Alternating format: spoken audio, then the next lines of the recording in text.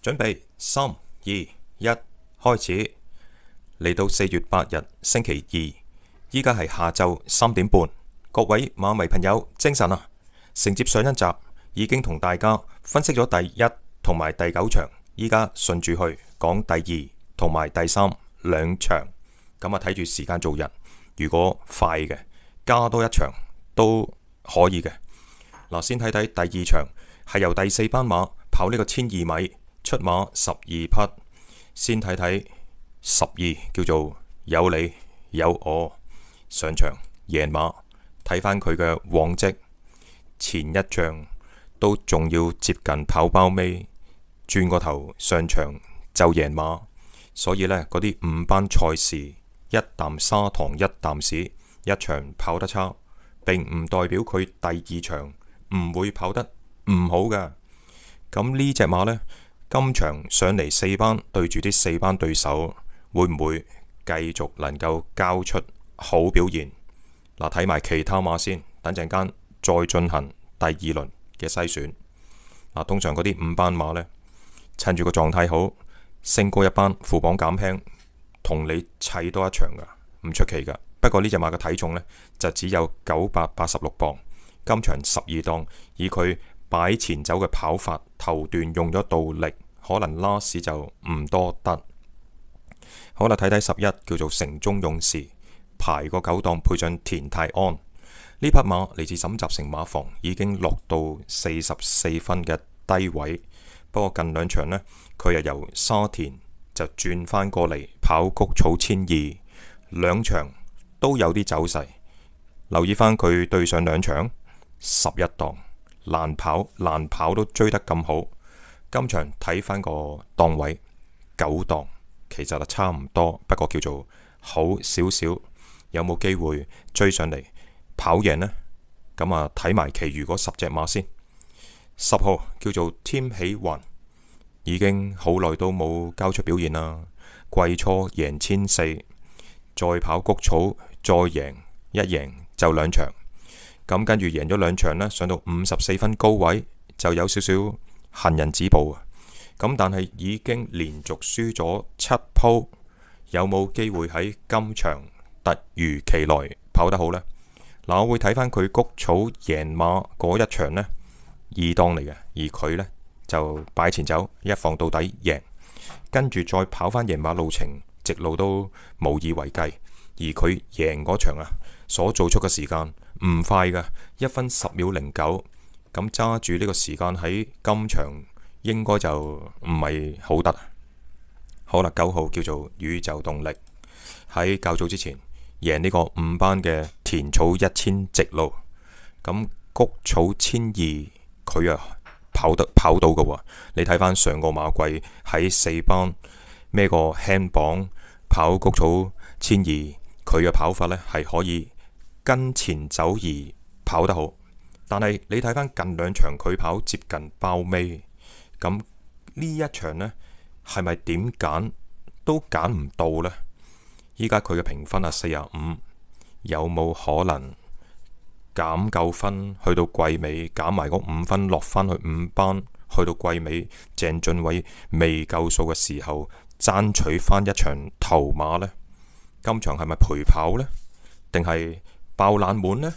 咁啊，睇返佢個檔位10檔，哇！嗰啲快馬呢，咩添喜雲、宇宙動力，嗰隻有你有我，幾隻快放馬分別排喺10、11、12檔，咁變咗城中勇士呢，一出閘10、11、12檔一冚埋嚟，佢啊順住個勢呢，就走呢個2、3碟，話唔定呢會際遇好少少，跟翻前少少，俾佢可以呢埋咗欄，跟住個5、6位，咁變咗呢直路鬥衝呢都幾好走啊，因為前段呢有幾隻快馬喺外檔拉快咗個步速，咁變咗佢後追呢就着數啊。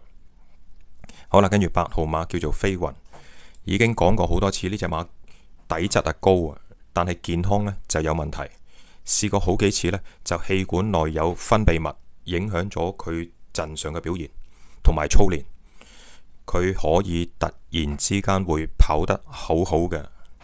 咁而上場呢，有飛㗎，艾杜拿騎。今場邊個騎呢？班德麗，睇睇班德麗有冇騎過佢先。有，就係頭嗰3場班德麗騎，咁啊兜兜轉轉，俾翻班德麗。今場火燒都唔熱。如果呢隻馬健康係 OK 嘅，有權殺晒。今場6檔班德麗，我想揀，因為我連續幾場都冇揀嘅原因，就係因為驚佢陣上邊呢，氣管內有分泌物影響咗佢嘅走勢。但係輸到你驚，輸到你怕，一旦隻飛雲聽晚星期3晚呢，佢內在嘅問題冇嘢喎，好醒神喎。咁突然之間跑得好，殺晒，真係唔奇。我覺得值得一試啊！因為今場嘅對手都係比較水皮，都係得5班嘅水準啊。暫時你睇啊，未睇1至到7號。我諗啲熱門馬喺晒的愛好北地烈馬，甚至乎降咗落嚟第4班嘅跑得好快，嗰啲細冧把嗰幾隻熱咯。好啦，6號啊，未講6號住，講7號。東方魅影，志雲大師減7磅上陣。哇！睇翻近幾場輸成10幾個馬位，轉過嚟跑谷草1200，佢初初跑谷草1200嘅，都要跑接近包尾，做出時間又慢，所以呢，暫時都見唔到佢有啲咩速度，亦都冇乜嘢後勁。咁呢隻東方魅影呢，就擺埋一邊啦，揀唔到。6號輕鬆大笑跑3場都係跑包尾嘅，包括2場谷草嘅比賽，又係揀唔到嗱。所以呢，點解會揀飛雲？對手水皮啊嘛。5號辣得金，今日上場呢，又有料到啊！因為季初呢，黃寶嚟騎佢呢，就贏呢個田草1200，之後呢隻馬開始慢慢幫佢轉型啊，轉跑谷草。點解？因為個直路比較短啊嘛。佢放頭走，俾佢走順咗走甩，直路比較短呢，佢係有權跑入前3名，甚至乎贏馬。所以上場呢，佢賀銘年幫佢爆咗個24倍嘅大冷門，而唔係流嘅，係堅嘅。因為佢做咗嘅時間係56秒79嘅快時間。當然佢當日係跑好地至快地，而呢隻馬對於快地係特佳。你睇翻季初嘅成績就知道啦。而星期3晚呢，我估計場地就好地啦，都偏快嘅。而跑場200，我驚佢唔到。點解呢？因為頭先都講到啦，有你有我12檔，添喜運11檔，甚至乎10號宇宙動力會跟前走嘅。咁變咗城中勇士稍稍留翻住，際遇好少少啊，順住走入2碟，甚至乎再好運少少，分分鐘埋咗欄。咁直路同你鬥後勁，有權11號會走上嚟，會跑得好嘅。咁8飛雲11城中勇士，暫時嚟講我要咗先。5號辣得金呢，跑場200，分分鐘唔同㗎。好啦，4號叫做的愛好，底質應該有翻咁上下，一出就32倍跑谷草1200，再跑10倍啦。咁布文啊，繼續騎。有埋個2檔俾佢，呢隻馬叫做的愛啊，咁一定唔會係平價貨啦。咁同大家講講佢嘅血統簡評先，見有時間。的愛好周歲時23萬澳元購入，即係大概100萬110萬港幣到啦，1歲，價錢 OK 噶。喺澳洲時隸屬好價賽馬名下，並由大衛希斯個3位公子訓練，曾經試800米彈閘跑第5，之後試900米嘅好地閘，沿途跟喺前邊內欄嘅位置，直路聞風未動跑第3。呢匹綠色馬，呢係馬嘅子字啊，在香港以佳龍區嘅表現最出色，而的愛好外祖父叫做超妥當，結合兩匹半兄半姐嘅表現，性能上算係早熟，將來可應付1400至1600米跑泥地，亦都 OK 噶。嗱，既然呢睇返佢半姐姐半哥哥都算係早熟，而呢隻馬呢跑2場就當佢係熱身，布文繼續騎，而上場跑輸評榜員減1分，唔係減2分，減1分，證明評榜員呢都幾重視呢隻的愛好，而今場有個2檔，你揀的愛好都係後追，定係揀11城中勇士呢？我就揀4啦，的愛好啦。3號叫做幽默大師，初出綁咗個嚟。通常呢，我會睇返馬主叫做蔡潤初先生養過2隻馬，一隻叫做威進區合夥噶，同蔡黃玲玲、蔡金山，佢就蔡潤初，而威進區呢就已經退咗役。以往呢養喺呂健威馬房，就贏過5場頭馬嘅，咁上年退役嘅。咁另外有一隻叫做志高喜，志高喜喺文家良馬房跑6場，全數3甲不入，退出咗嘅。咁呢隻幽默大師呢，睇返佢嘅晨操表現先。最近一課中翼禮士從化草地1002集，該課跑第1叻叫做天星。而呢隻幽默大師出閘快，好快就墮退，最終跑包尾就輸成12個身位。評語係快放2段，無以為繼。呢課試集非常之咁曳仲要係跑草地，仲要跑1002。咁睇多一課穩陣啲啦。從化草地1002集，但係呢課可靠大師係一放到底喎。評語速度最快，一放到底直奔終點。一課就好好好，一課就好差，差得好緊要。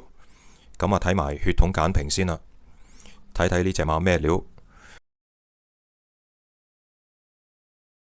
幽默大師曾經2度推出市場，2歲時會前試跑呢點唔重要，最後由前澳門練馬師劉志森以7萬澳元投得。幽默大師係澳門運過嚟香港嘅賽區，唔怪得知啦。喺澳洲訓練，曾經安排2次試集。第一課950米遠地集，沿途跟喺第4就至終點。第二課1000米遠地集，出閘後領放末段受對手斜出干擾，結果佢跑第2。呢係馬血緣出色，可惜因為受傷提早引退即係講緊佢爸爸首批嘅子嗣性能上尚算早熟，而母係配種成功率亦都不俗，7匹子嗣亦都分別勝出，大部分跑中短途報捷，結合2線嘅血統，幽默大師適宜跑中短途機會甚高。外祖父為靈區，相信跑泥地亦都可以應付。最近2課試呢個從化草地1002集，一課就一放到底贏，另一課呢就放頭走直路大墮退，咁表現比較失準嘅馬，澳洲3歲馬，咁觀望下先會比較好。話唔定佢真係跑咗幾場啦，轉過去跑泥地，話唔定會更加理想。咁初出8檔，觀望下先。好啦，跟住2號叫做北地烈馬。等等先可能我搞錯。3號幽默大師，佢就偏入52分起步。我頭先未話睇佢血統簡評，係由前澳門練馬師劉志森以7萬澳元投得。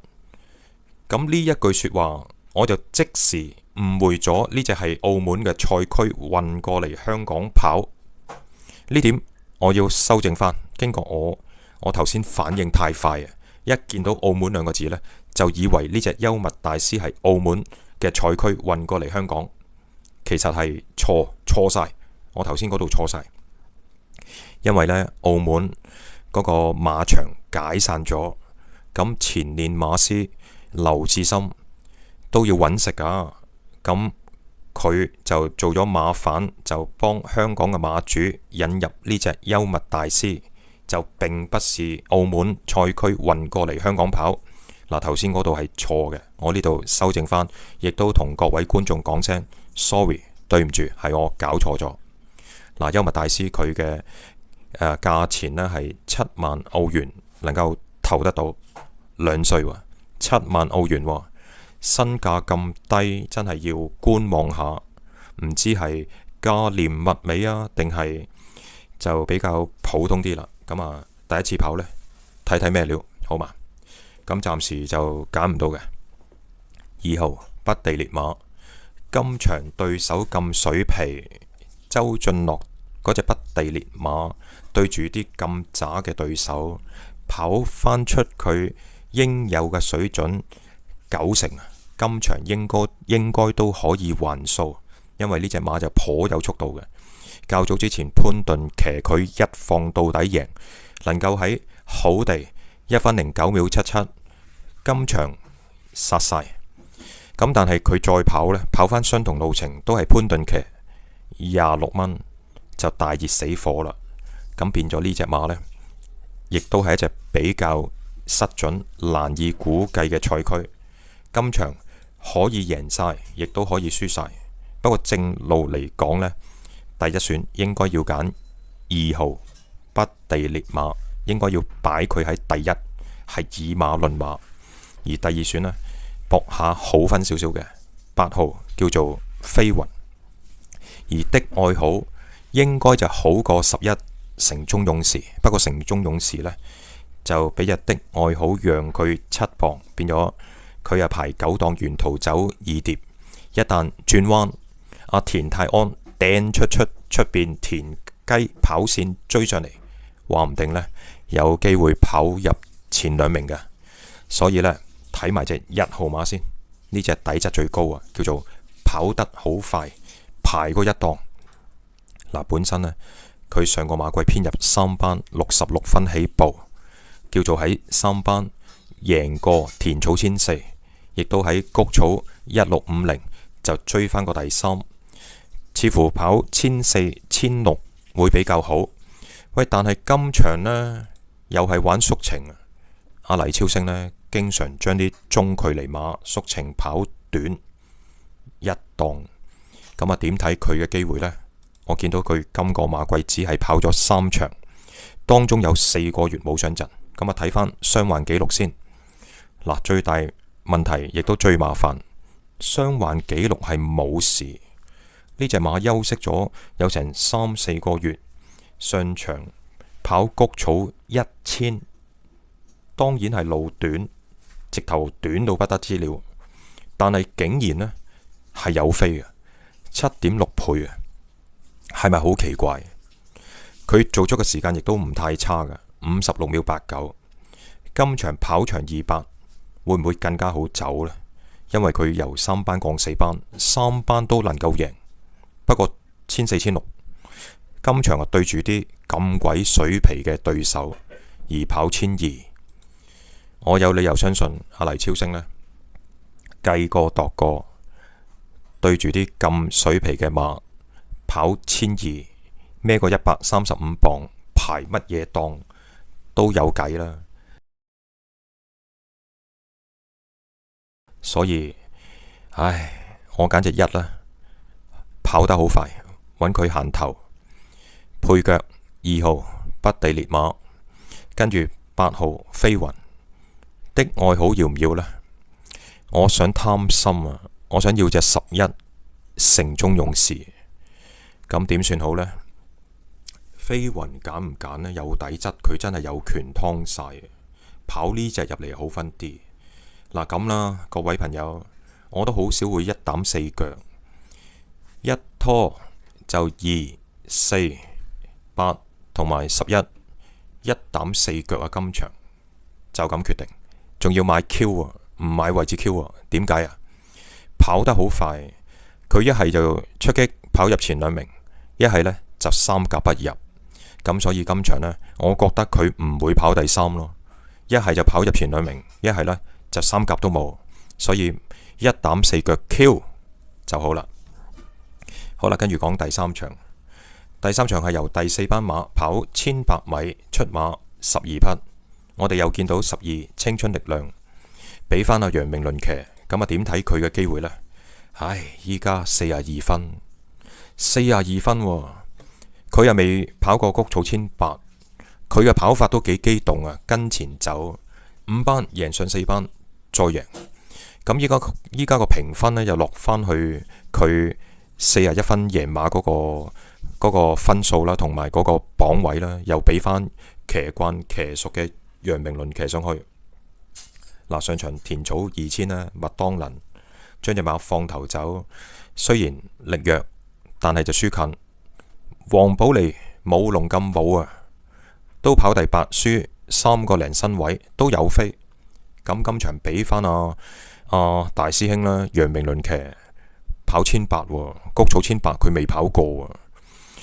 擺前走，副榜又輕，俾多次機會佢啊！我唔相信呢隻馬咁渣，要落翻5班先得。我覺得今場我要佢。咁啊，睇埋其他馬先。11叫做大將，呢隻又係同隻青春力量一樣，贏5班賽，上4班跑4場，追嚟追去都係得個近字。上場直路啊，騎上嚟個勢好似好勁，但係一衝咗幾十米，跟住就冇放埋，所以呢，大將青春力量，我要隻12會好啲。好啦，10號叫做不假外求，喂，跑親都跑包尾嘅，點搞啊？輸親都起碼10個馬位以上。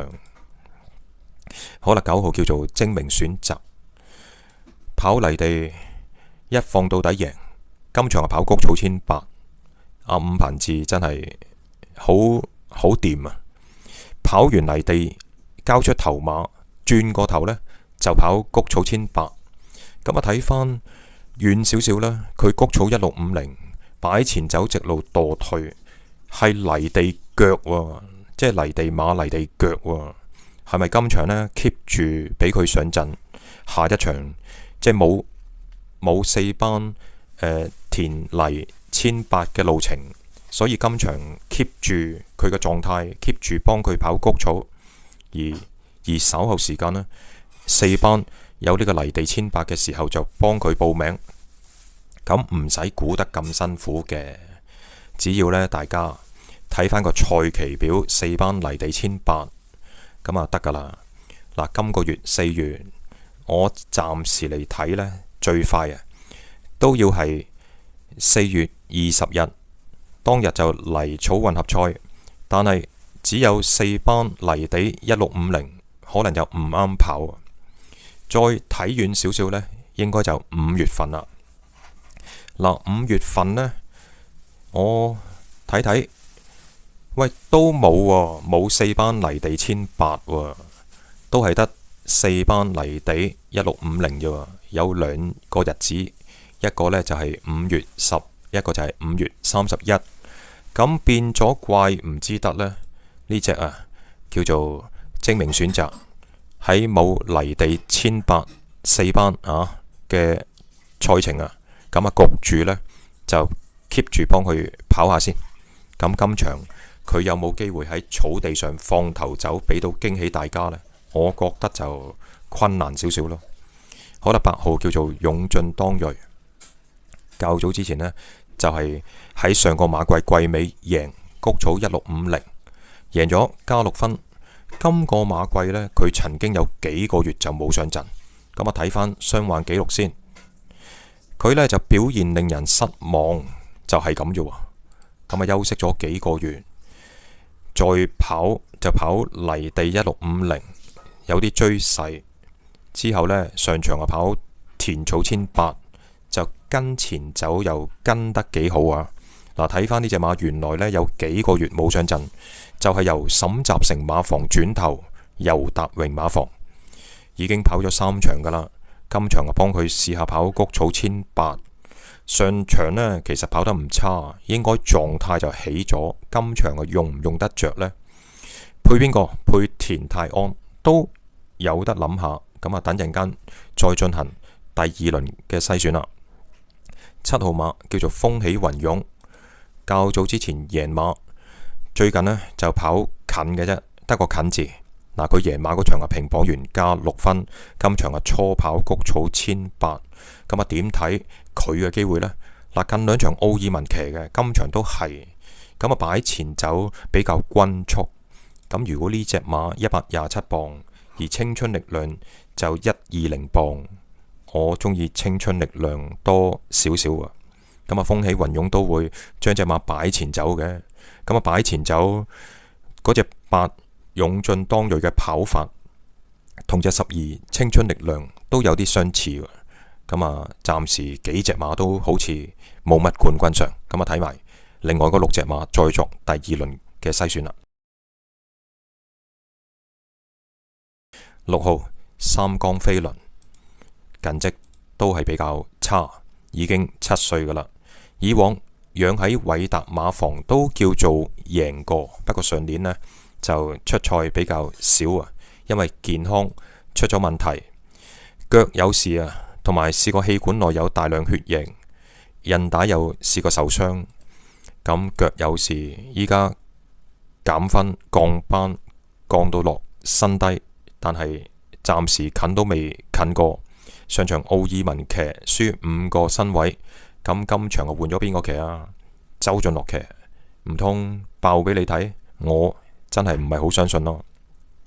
5號飛騰追好犀利喎，呢隻7歲馬今個馬季繼續有頭馬進帳，不過喺泥地1800獲得，似乎呢跑草地只有5班嘅實力，4班跑泥地都仲可以偷雞，今場跑草地呢機會就窄窄地啦。同埋志雲跑1800，我就唔係好信咯。4號叫做整蠱專家玉樹臨風啊，呢隻整蠱專家今場除咗個鼻箍上陣，咁點睇佢嘅機會呢？嗱，較早之前呢，佢係跑咗個第3嘅，就係喺谷草1800獲得，跟住再跑兩三場谷草1800就表現就好曳，曾經試過輸成10幾20個身位，唔係一場，係2次。咁變咗呢隻智利嘅4歲馬呢，今場呢有權跑得好，亦都有權跑得差到不得之了。咁湯普森騎得最多，潘頓希威森亦都騎過。嗱，今場繼續希威森排11檔，底質比較高嘅智利馬有權殺晒，亦都有權大敗。好啦，睇埋其餘嗰3隻，今場馬呢都幾難選擇嘅。好啦，3號叫做掌聲，表現就好準成，不過已經6歲，亦都交代咗贏咗馬。佢贏馬就係谷草1800，跟住再跑咗3場谷草嘅1800，只能夠得到多一個第2，而近2鋪呢就一段都冇嘅。睇嚟呢隻馬呢個狀態回落緊，咁擠埋一邊先。好啦，2號香港神區，似乎最市正呢隻啦，因為呢，佢係巴西4歲馬，沈集成呢養啲巴西馬係全香港最叻㗎，嗰啲咩智利啊、巴西啊、阿根廷啊，入嚟沈集成馬房嘅賽績最出色嘅。咁呢隻香港神區編入3班起步，第一個馬季。通常嗰啲咩巴西、智利、阿根廷嘅馬呢，運嚟香港需要比較長嘅時間適應香港嘅水土環境。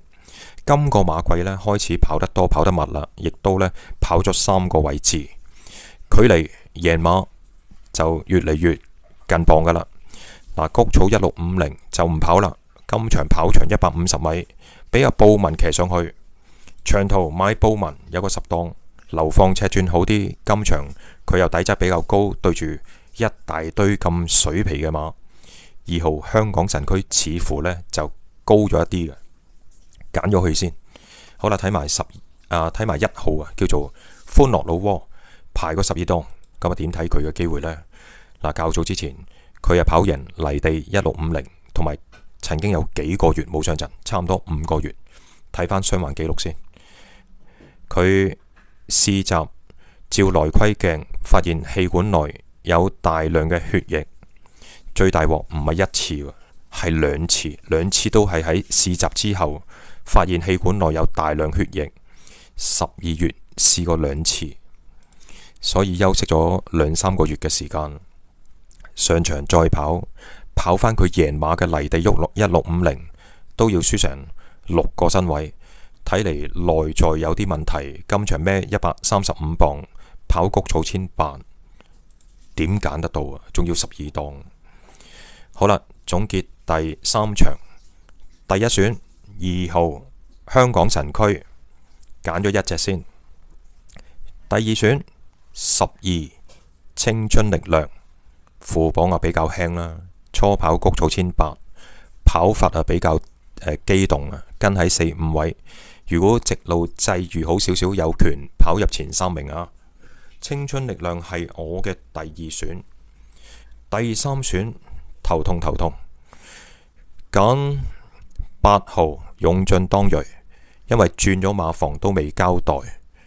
咁啊，睇下尤達榮嘅功夫仔啦。咁有冇第4選呢？